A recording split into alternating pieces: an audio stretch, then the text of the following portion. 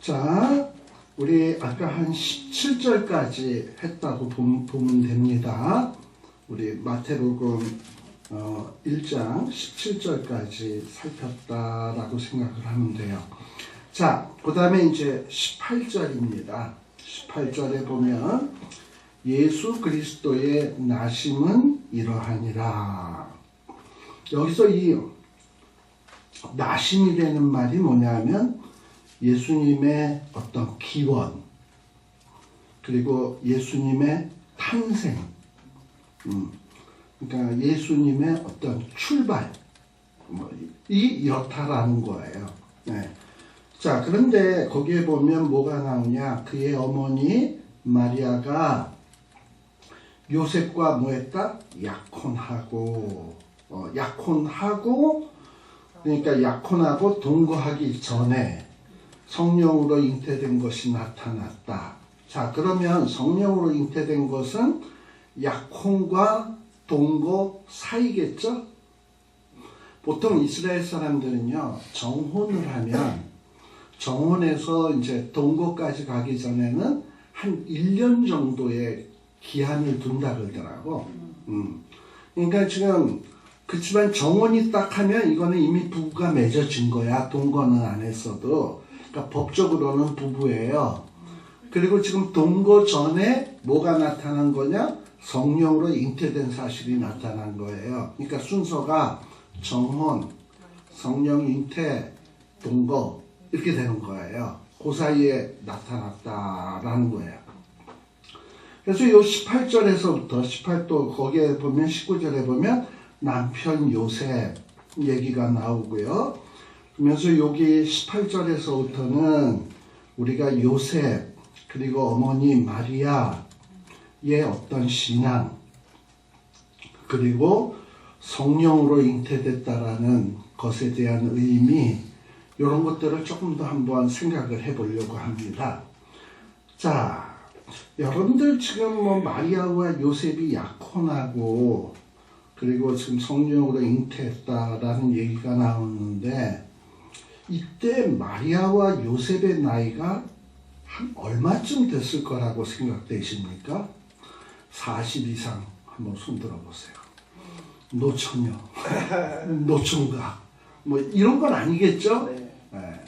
그러면 30대, 20대, 10대, 10대 후반 10대 후반이에요. 우리 옛날에 조선시대 때도 보면은 뭐 그 어떤 그 뭐야 2차 성징 뭐 이런 거 있잖아. 애들이 자라면서 그러면서 뭐 여자 같은 경우에는 생리를 시작한다든지 남자 같은 경우에는 뭐 이제 이런 어떤 남자로서 애들이 성인이 된 징조 같은 게 나타나잖아요. 그러면 장가 가는 거였어. 옛날에는. 그러니까 애 낳을 수 있는 나이 되면 장가 가는 거야. 그러니까 이거는 조선시대만 아니라 지금 이 예수님 당시 이때도 그랬단 말이에요. 자, 저희 어머님이 몇 살에 결혼했냐? 제 어머님 18에 했습니다. 우리 어머님이 근데 그때 왜 그랬냐? 우리 어머님이 26년생이거든. 근데 그때 일제시대였기 때문에 그 정신대 이게 끌고 가기 때문에 부모들이 딸들을 일찍 결혼을 시킬 때였어요. 그래가지고 저희 어머님은 18에 시집을 갔습니다. 저희 아버님하고는 8살 차이거든요. 나이가 많음에도 불구하고 나이 많으면 어떠냐? 사람 똑똑하면 됐지. 또 우리 아버지가 좀 몸이 비실비실 해가지고 사실은 우리 어머니랑 결혼하게 된 게 저희 외할아버지가 의사시거든. 근데 좀 유명한 의사였어요. 그래서 저 남포에 살고 계셨는데 몸이 아파서 신을주 쪽에 용한 의사 있다 그래가지고 찾아간 게 저희 외할아버지야. 근데 저희 아버지 이름이 희자 보자거든요. 근데 저희 외할아버지 이름이 라스트 네임만 달라. 거기는 희자 보자. 우리 아버지는 김 희자 보자고. 우연도 그런 우연이 없잖아. 이름도 똑같네. 그런데다가 나이는 좀 많고 몸은 비실비실하지만 몸은 내가 고쳐주면 되고, 나이 많은 거는 나이 먹으면 되고.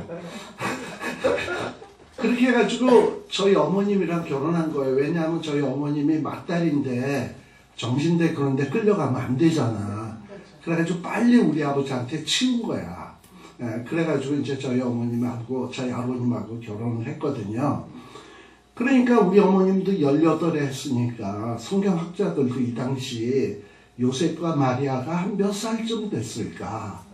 한 18, 뭐 15세 이상은 15세는 좀 너무 어리고 한 18, 뭐 이 정도 본단 말이에요.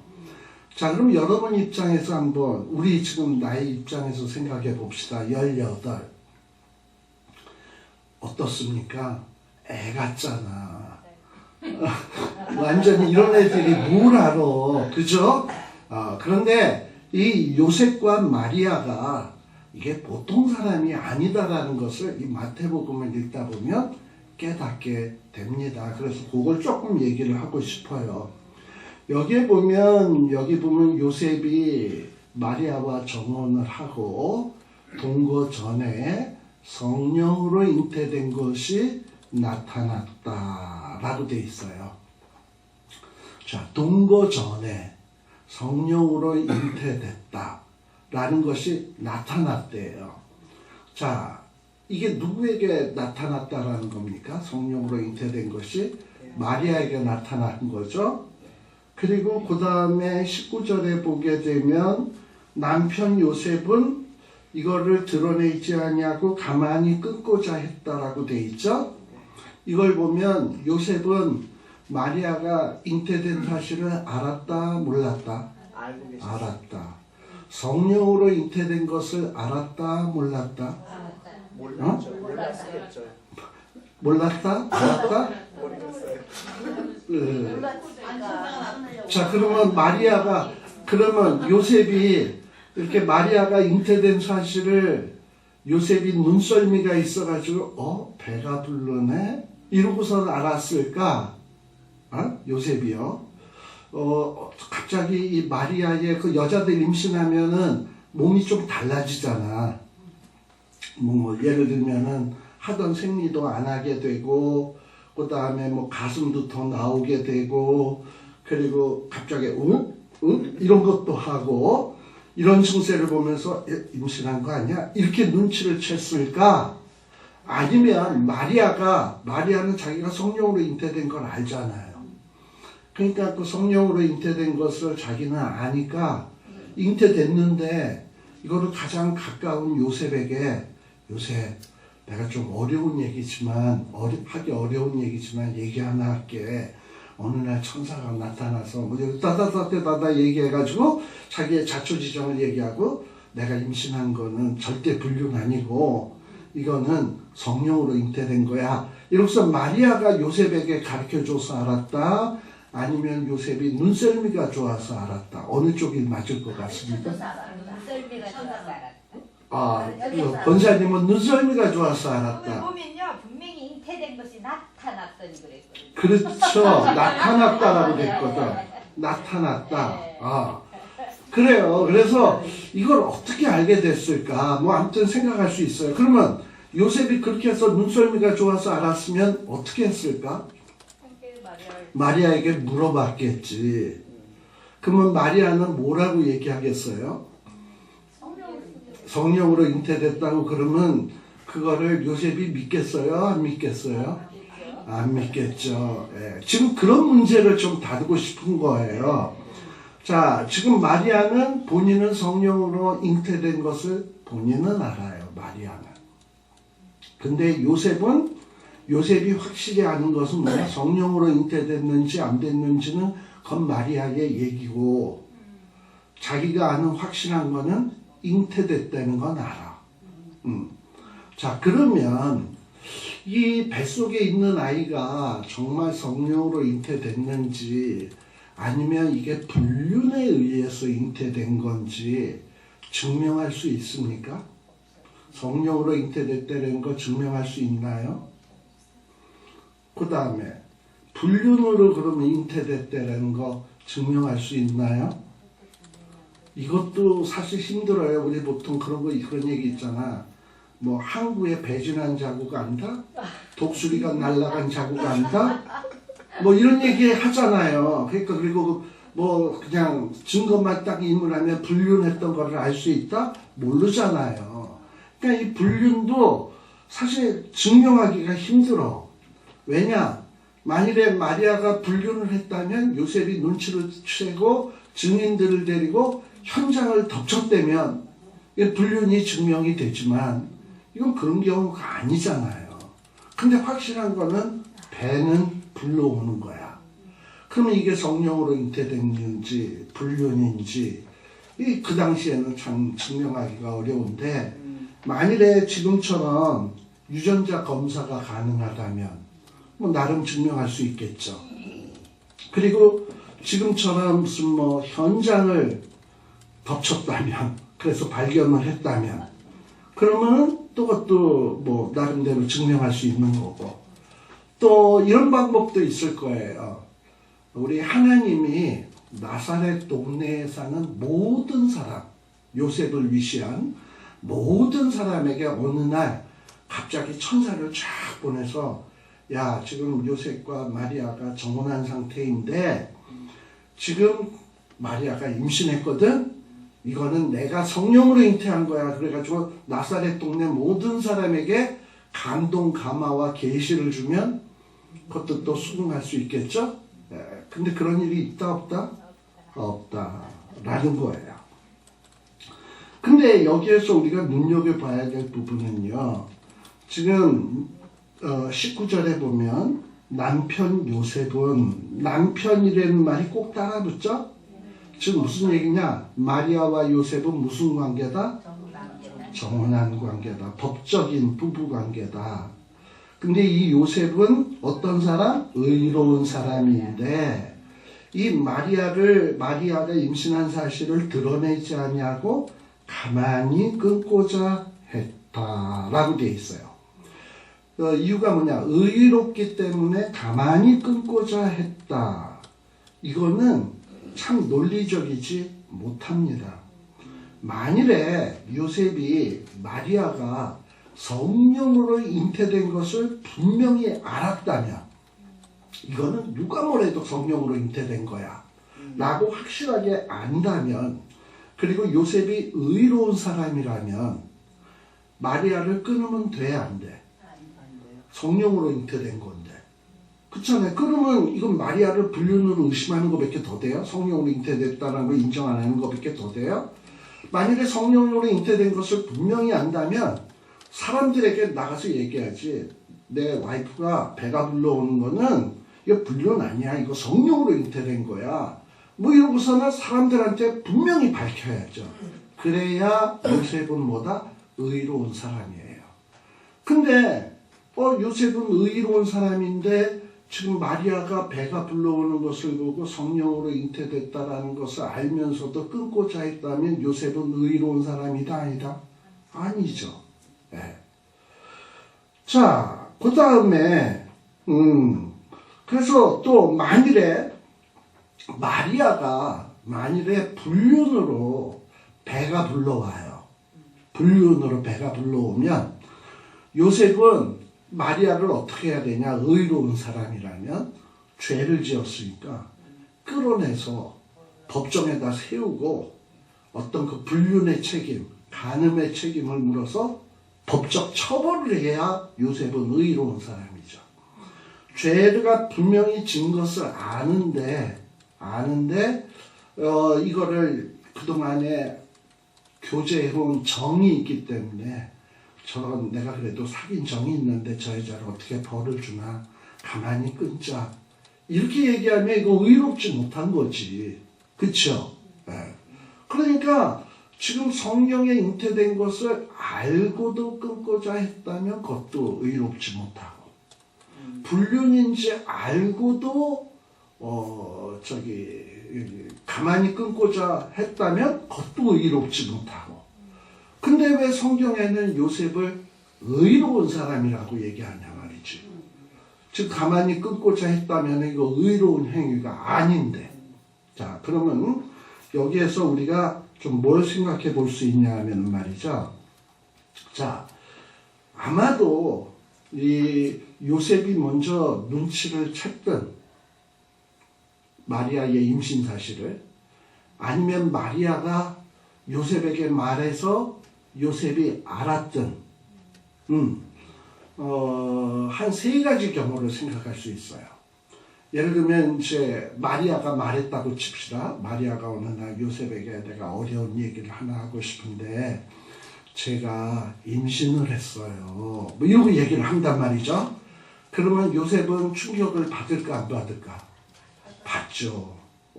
내가 정혼을 하고 지금 동거도 하기 전인데 이 여자가 어떻게 임신을 할 수가 있어? 충격이죠. 굉장히 충격이었을 거예요. 그런데 이 여자가 뭐라고 얘기합니까? 그런데 이거는 내가 불륜을 저지른 게 아니라 성령으로 잉태된 거예요 하고 얘기했을 때 요셉은 그 말을 듣고 믿지 않고 성령은 무슨 개뿔도 불륜이지 이렇게 생각했을까요? 아니면 성령으로 잉태됐다? 글쎄 믿기는 어렵지만 그동안에 마리아와 이렇게 사귀어 오면서 마리아의 인품, 성품, 그 사람 인간의 됨됨이 이거 잘 알잖아요, 요셉이.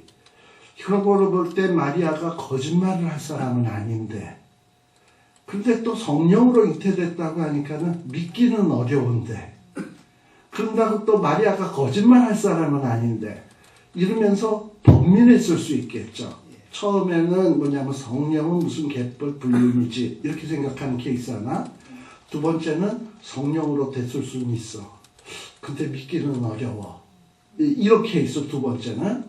그리고 세 번째는 어떤 케이스 있을 수 있냐면 내가 성령으로 잉태했어요 하고 얘기가 끝나는 순간 요셉이 너무너무 신앙이 좋아서 할렐루야 하나님 우리에게 성령으로 이렇게 잉태케 해주시다니 이제 이렇게 했을 수도 있겠죠.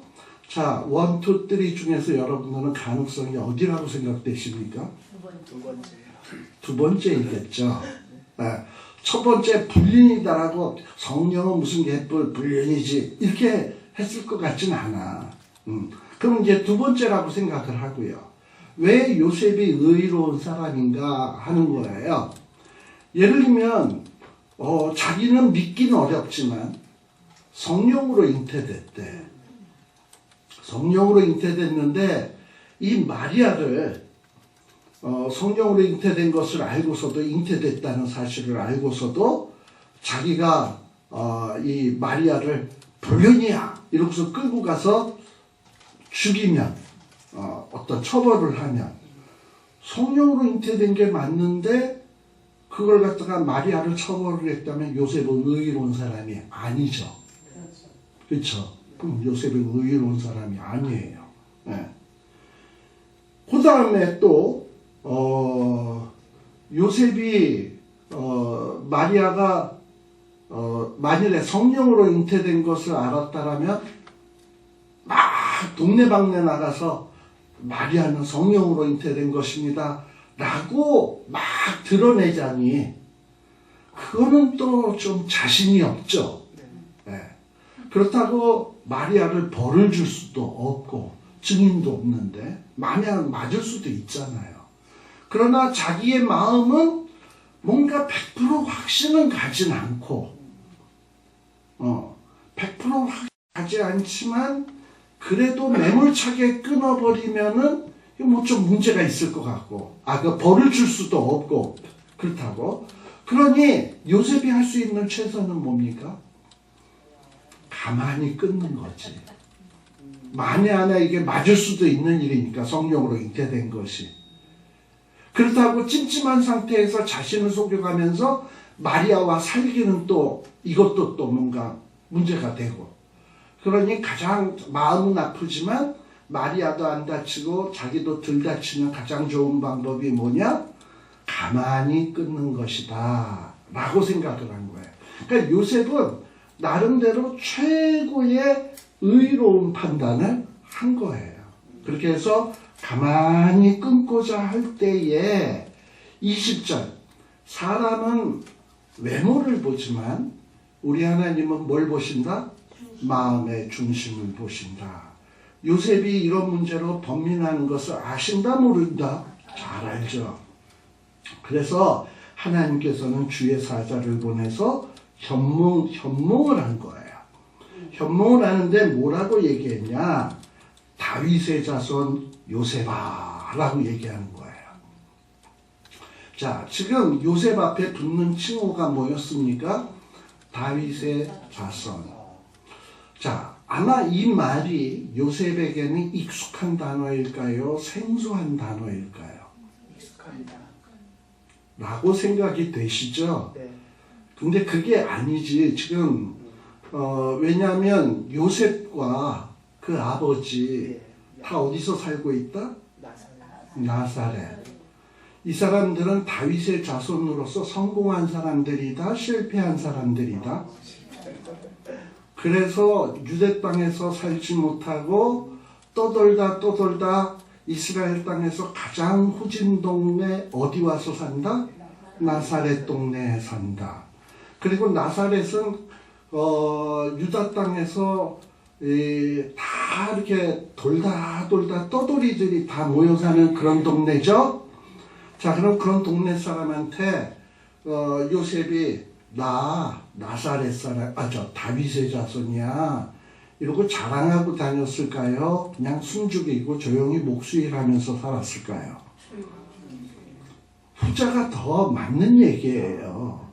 그러니 다윗의 아버지 야곱 그리고 다윗 뭐 이런 사람들은 다 무슨 생각을 하고 있냐면 우리는 이제 더 이상 다윗의 자손 그걸 드러내고 싶지가 않아. 가문에게 욕되니까. 그래서 그걸 잊고 사는 거야. 그런데 어느 날 천사가 딱 나타나더니 요셉에게 뭐라고 얘기하냐? 다윗의 자손 요셉아. 이 얘기가 뭐예요? 자기의 머리에는 무슨 햄머로 땅 때린 것 같단 말이죠.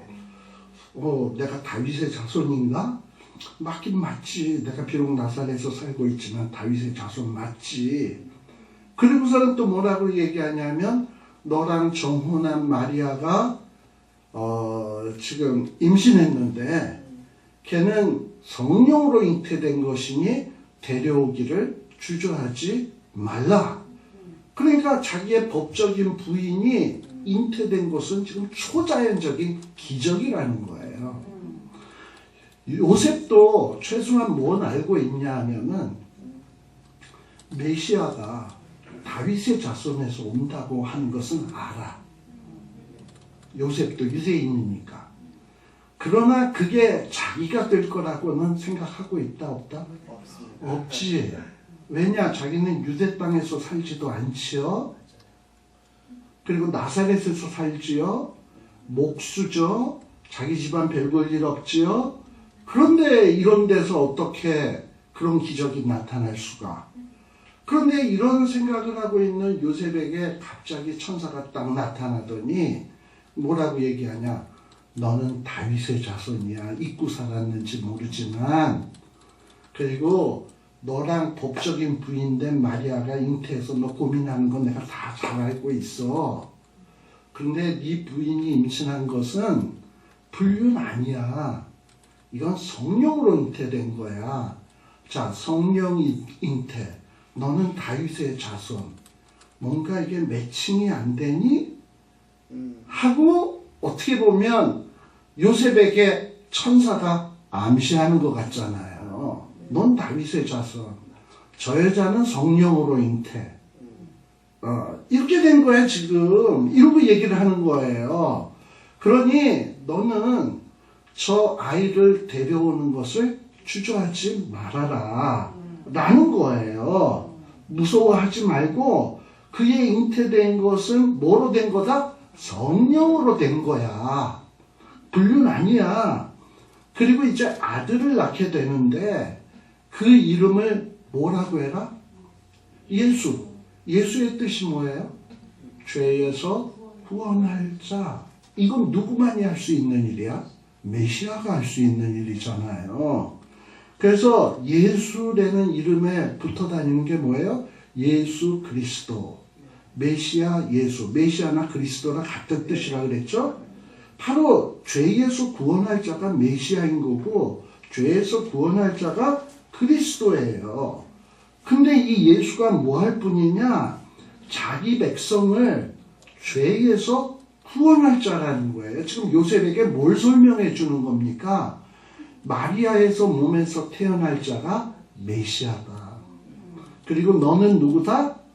다윗의 자손이다. 네가 잊고 살았는지 모르지만 너희 집안이 후져서 그리고 네가 목수니까 그러니까 후져서 그런지 모르지만 이게 너는 다윗의 자손이고 마리아의 잉태는 성령으로 잉태된 거고 이거는 메시아를 태어나게 하는 엄청난 일이다.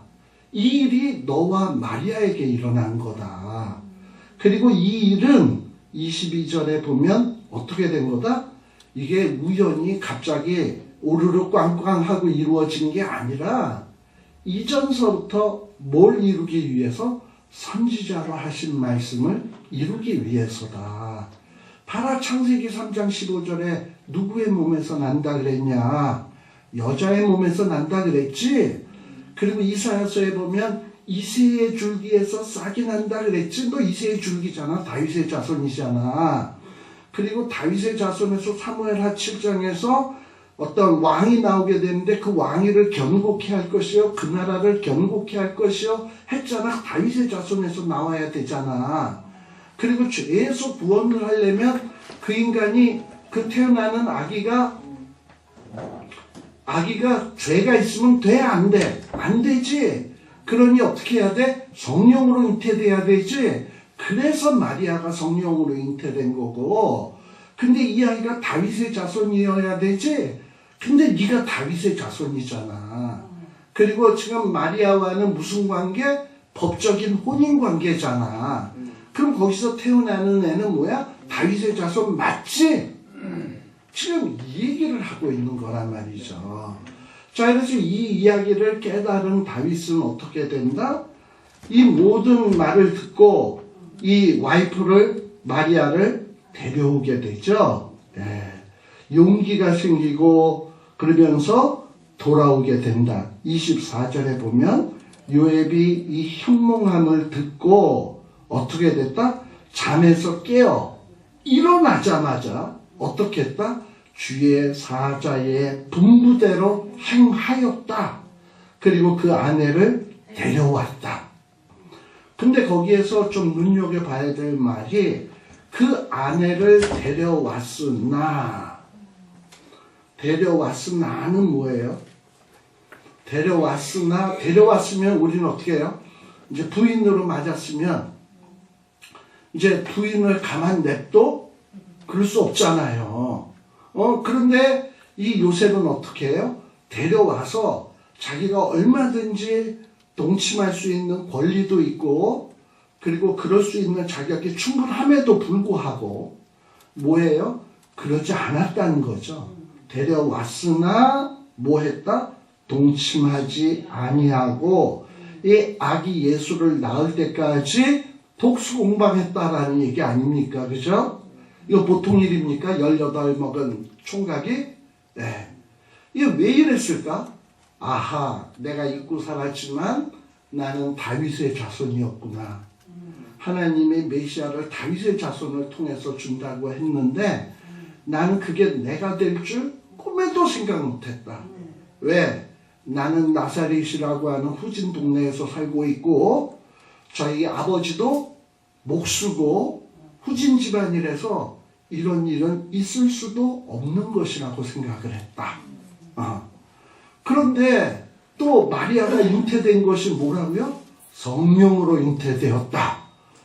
이게 믿기 어려웠었는데 천사가 이렇게 와서 설명을 해주니까 뭔가 이렇게 논리적으로 딱딱딱딱딱딱 맞아 들어가는 거예요. 요셉이 볼 때.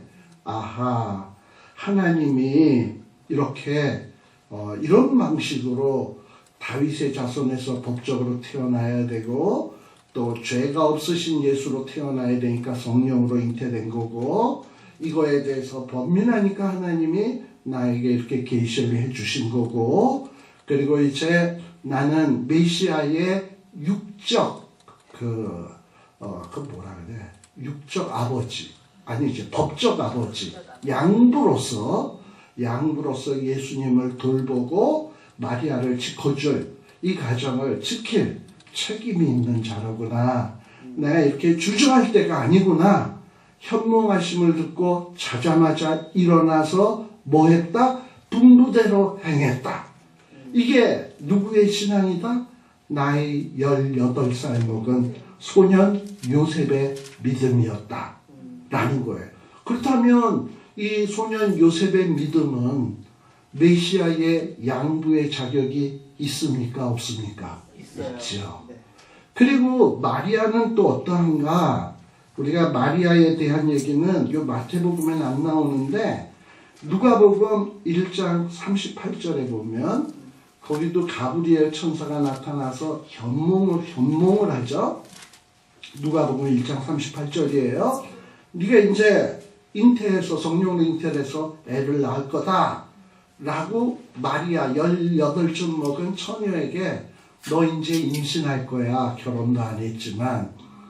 그러면 그 얘기를 딱 듣자마자 말씀대로 내게 이루어지이다. 이럴 사람 누가 있어요?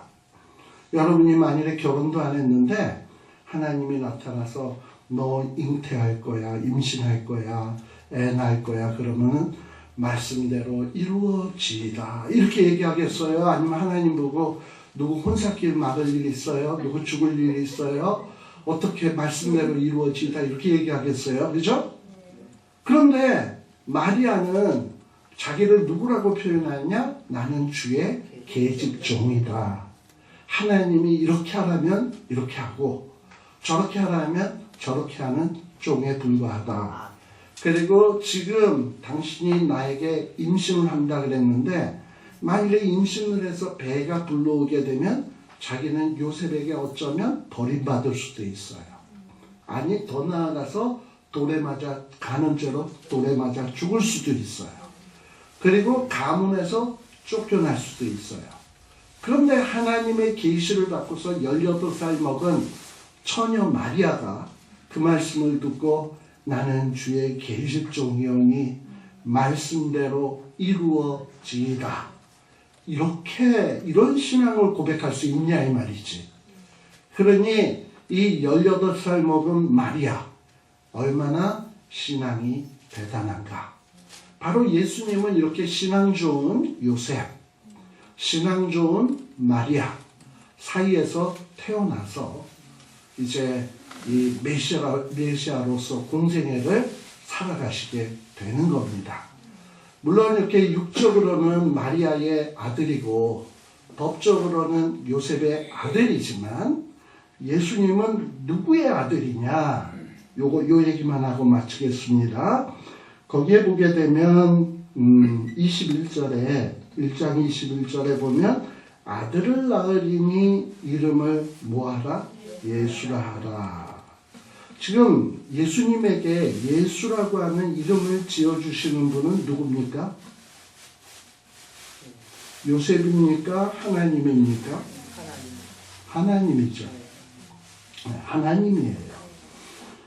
그리고 요셉은 하나님으로부터 예수라는 이름으로 지으라는 명령을 받고 예수님을 예수라고 부르는 거지, 실질적으로 예수님의 이름을 지어준 자는 누구다? 하나님이다.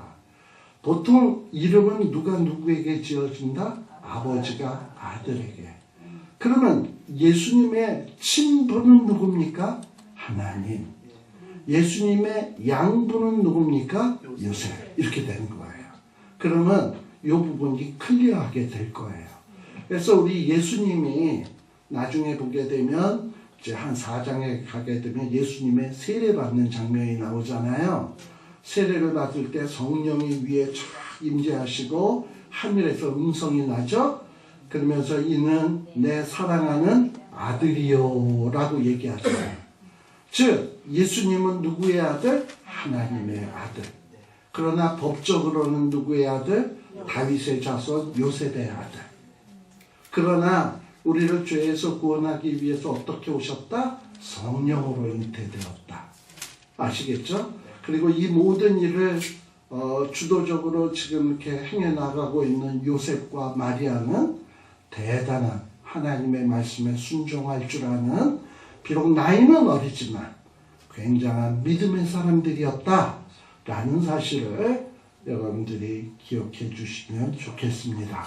그래서 다음 시간에는 우리가 조금 살피지 않았습니다만 23절에 나오는 처녀가 잉태하여 아들을 낳을 것이요 그 이름을 임마누엘이라 하리라. 그리고 이것이 22절에 보면 선지자로 하신 말씀을 이루려 하심이란과 연관된다 그랬어요. 이 부분에 대한 얘기를 다음 시간에 좀 살피면서 또 이야기를 하게 될 것입니다. 기도하겠습니다. 사랑의 아버지 하나님 감사합니다.